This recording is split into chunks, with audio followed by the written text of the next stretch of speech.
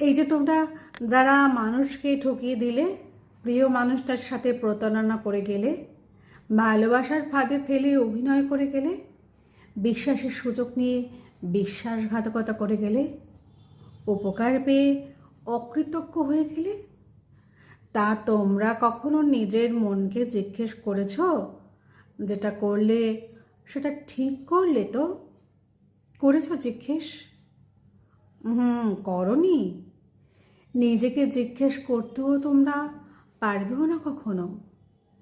আসলে কি জানো, বিচ্ছিরিভাবে কাউকে ঠকিয়ে দেওয়ার পর, চরম অন্যায় করার পর, কাজটা ঠিক করেছো কি না নিজের মনকে জিজ্ঞেস করার সাহসটাই তোমাদের নেই।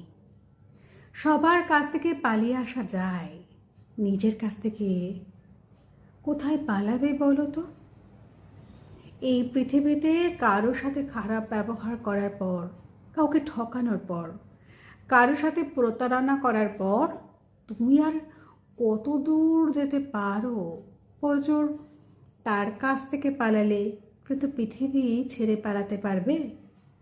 যাকে ঠকিয়ে দিয়ে সরে এলে সে তোমার মতো অমানুষের থেকে বেঁচে গেল, কিন্তু তুমি ঈশ্বরের পৃথিবীতে ছাড় পাওয়া গেলেও তিনি কিন্তু ছেড়ে দেবেন না।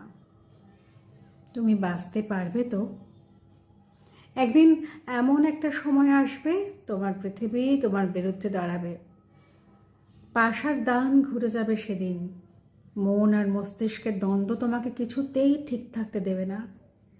ইতিহাস কিন্তু সেটাই বলে, অন্যায় করে পার পাওয়া যায় না। মনে রাখবে, কর্মের ফল তো আছেই। নিউটনের তৃতীয় সূত্রেও লেখা আছে, প্রত্যেক ক্রিয়ার সমান ও বিপরীত প্রতিক্রিয়া আছে। কাউকে ঠকিয়ে দিও না। ভালোবাসলে তার মর্যাদা রেখো, বিশ্বাসের মূল্য দিও, বিপদে যে পাশে ছিল তার পাশে দাঁড়িও। মনে রাখবে, যা দেবে তার দ্বিগুণ ফেরত পাবে, সে ভালো হোক বা মন্দ।